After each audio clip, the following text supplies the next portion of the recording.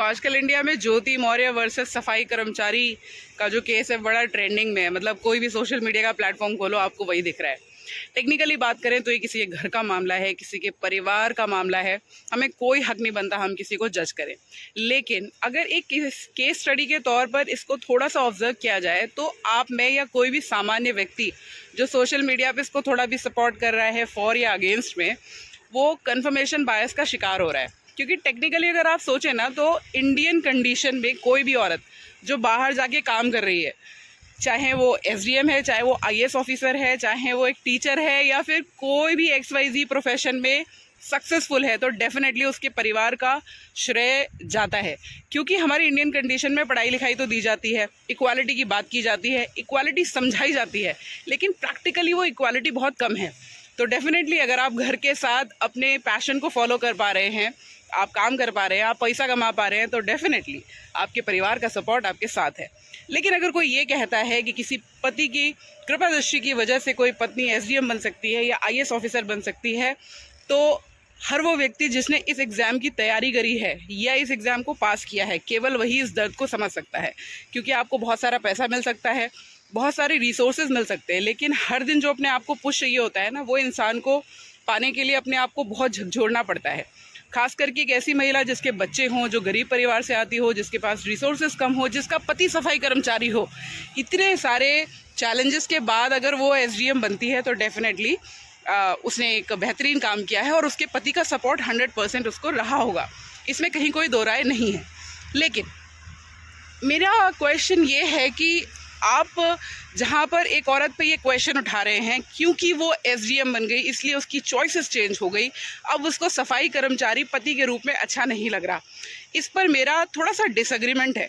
Reason ये क्योंकि शादी हुई 2010 में, एग्ज़ाम क्लियर किया 2015 में, ज्वाइनिंग हुई 2016 में और पहली बार आपत्तिजनक स्थिति में उन्हें पाया गया 2021 में। तो जब शादी हुई और शादी से 6 साल तक क्या उसके पति का सफाई कर्मचारी होना उसको नहीं पता था?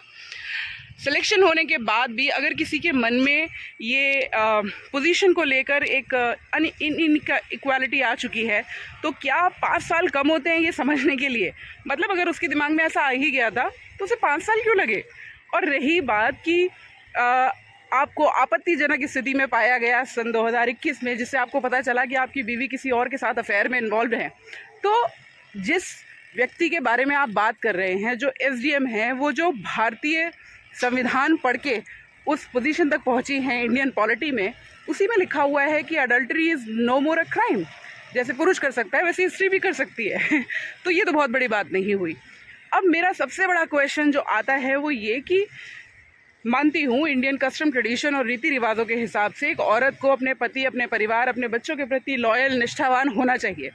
लेकिन क्या एक पति जो रोड पर अपनी पत्नी की इज्जत को लेके आ गया है, उसके आत्म स्वाभिमान का उसने कोई लेवल नहीं रखा? और सबसे बड़ी बात जिसने मुझे ये वीडियो बनाने में मजबूर किया वो ये कि अभी तक आप एक बेचारे पति हो सकते थे, लेकिन जिस मोमेंट आपने वो सारे साक्ष्य गवर्नमेंट को प्रस्तुत किए जिसमें ये पाया गया कि उन्होंने रिश्वत ली थी, तब आपका ये मर्द कहाँ गया था? मतलब इसका तो ये हुआ कि आपको अपनी बीवी से ज़्यादा उसके साथ आने वाले जो असंवैधानिक रिसोर्सेज हैं, जो पैसा है, जो कमाई है, उसमें इंटरेस्ट है। क्योंकि अगर आप गलत के साथ नहीं थे तो आपको 5 साल क्यों लग गए इस सरकार को ये बताने में कि आपकी बीवी करप्शन कर रही थी? ये तो कुछ ऐसा हुआ कि जब आपकी बीवी ने अपनी चॉइस को चुना तब आपको एक घबराहट हो गई। आपको लगा कि ये तो एक जरिया था जिससे मेरा सोशल स्टैंडर्ड बढ़ रहा था, जिससे मुझे पैसा आता, जिससे मेरी परिवार समाज में भूमिका बढ़ती, जिससे मैं एसडीएम का पति कहलाता, मेरे पास पावर होती, इनडायरेक्ट ही सही, मेरे पास अच्छा घर होता, समाज में अच्छी रेपुटेशन होती।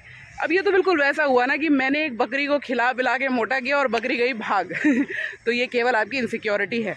क्योंकि अगर आप एक अच्छे व्यक्ति होते तो सबसे पहली बात, आपके समाज, आपकी सरकार में हो रहे करप्शन को आप 5 साल तक देखते नहीं रहते और मौके का इंतज़ार नहीं करते कि आपकी वाइफ आपके लिए डिसलॉयल हो, आपकी वाइफ कुछ गलत करे, अफेयर करे या फिर कुछ अलग तरीके की सिचुएशन में आए, तब आप इन साक्ष्यों को यूज़ करेंगे। इसका मतलब आपका इंटेंशन आपकी बीवी के प्रति शुरू से ही साफ नहीं था, क्योंकि वो तो आप पे भरोसा ही कर रही थी ना। अगर आप उसके टॉर्च बियरर थे तो आपको उसे शुरुआत में रोकना चाहिए था। आप जैसे आज गवर्नमेंट को साक्ष्य दे रहे हैं वैसे आपको तब देने चाहिए थे, लेकिन तब तो आप उसके साथ थे। अब आपको लगा कि अब इसकी कमाई किसी और को फलेगी जाके, वो आपसे बर्दाश्त नहीं हुआ। आप इन्फीरियोरिटी का शिकार हैं।